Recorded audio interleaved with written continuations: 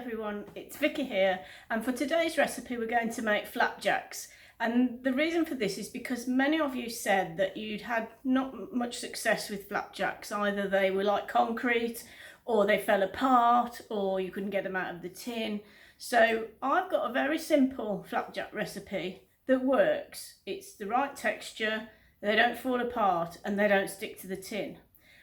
I don't know why you're having problems with your recipes, so I can't really help to suggest what you can do to tweak your recipes. All I know is this one works. So if you want to make some nice flapjacks that do what it says on the tin, then try this one, and I hope you'll have as much success as I do. So these are the ingredients we need for our flapjacks. We need oats, 7 ounces. And these are just the porridge oats that you would make your porridge with, not the instant ones that you just pour hot water onto or whatever, the ones that you do have to cook in a pan. So the 7 ounces of those. Then I've got 2 ounces of plain flour. Now you can make this into a gluten-free recipe if you want, just use cornflour instead of normal flour. So that's a little tip there. And then we've got some raisins. Now, you can use whatever you want really as flavourings for your flapjacks. You can maybe put some chopped nuts in there, or some apricots, those sort of chewy, half-dried ones, chop them up and put them in. Even sort of raspberries and white chocolate or something like that. I like raisins, so I'm going to put some of those in. And I've got about 3 ounces there.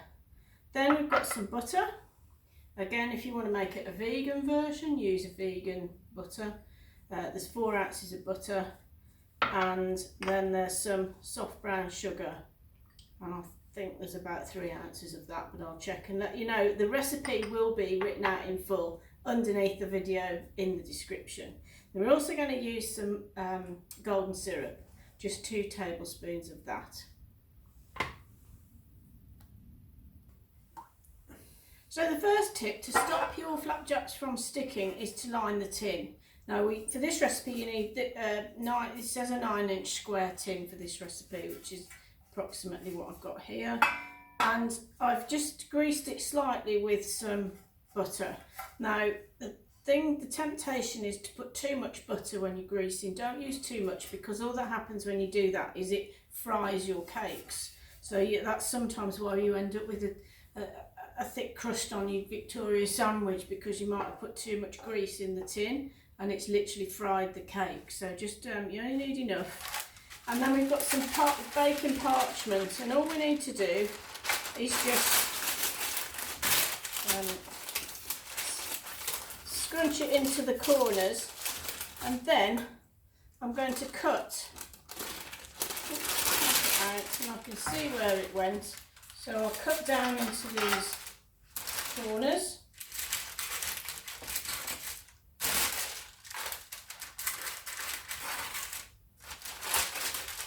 Okay. And then we should be able to just put it back in without any creases, so we don't want any funny marks on the side of our baking. So there we go. And then what I'm just going to do is just tidy it up a bit, so there aren't lots of bits of paper everywhere. There we go, and the whole then of the inside of the tin is covered, and that way we should ensure that we don't have the flapjacks sticking to the tin. There we are. I'll just tidy that up a bit as well.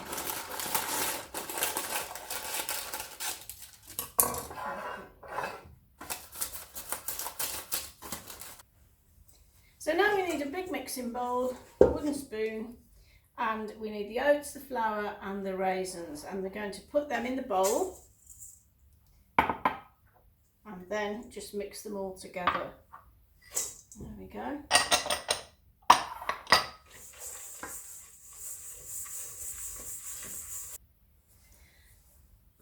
next bit we need a saucepan, and into that we're going to put the sugar, the butter, and 2 tablespoons of treacle. I keep calling it treacle, it's actually golden syrup, it's not the same thing at all. So I've got this nifty little gadget from, I had it from Pampered Chef years ago, and it's really good for measuring out things like this. But if you don't have something like this, best advice is get the syrup in the squeezy bottle and then you can just squidge it in.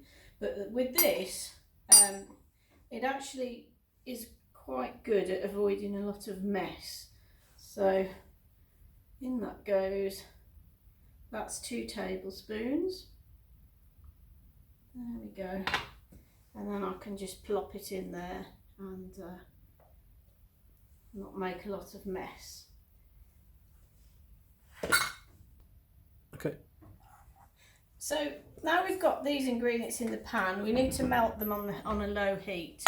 So I've just got to warm them up on here. The butter will melt, the sugar will melt, and we'll have the cement, if you like, that binds the flapjacks together.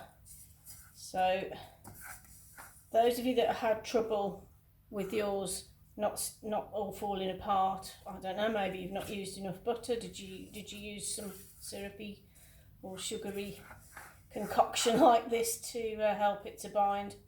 That could be a reason, but this does work. And it's 3 ounces of sugar, it's the soft brown sugar, it's 4 ounces of butter and 2 tablespoons of syrup.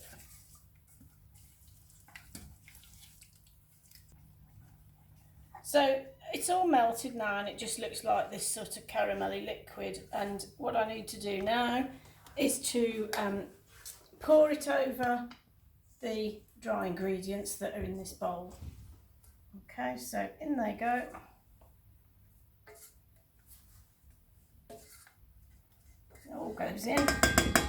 These spatulas are handy for making sure you use it all. Get it all out, there we go. And then I'm just going to mix it to a nice gooey mess. And that's it. Now we can put it into the baking tray and it can go in the oven.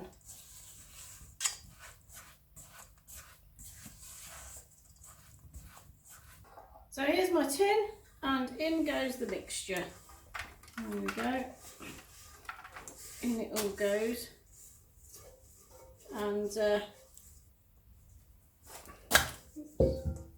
then I just need to spread it around so it's into all the corners. It looks quite flat, it looks like there's not much of it, but it will sort of puff up a bit when it's cooking. So now I should have told you to put the oven on, of course. So we need the oven at gas mark 4 or 180 degrees. I'm using an Arga, so I'm going to use my baking oven with a shelf on the floor of the oven. If you've got a 2 oven, then you put it on the shelf on the floor of the roasting oven with a cold shelf in place, a few layers up, a few rows up. And there we go. That is it. Now it goes in the oven. So that's going in the oven for about 20 minutes. I'm going to set my alarm for 19 minutes and I'll check it then. Okay, so I checked it after 19 minutes and I've put it on for another 3 minutes and there we go. That's 22 minutes I've managed to bake it for, and it's done. So this is what it should look like when it's done. Nice golden colour, and it shouldn't be hard, it should just be firm, so it's all stuck together, so it's firm but not hard. Now the trick now is to leave it in the tin until it's completely cold. So I'm going to put it onto a rack, cooling rack, and I'm going to leave it there. Now it could take an hour, but I'll leave it there till it's completely cold, and then I'll lift it out with the paper and then we can cut it into squares. But there won't be time to show you that, but I will put some pictures of what it looks like when it's ready to eat.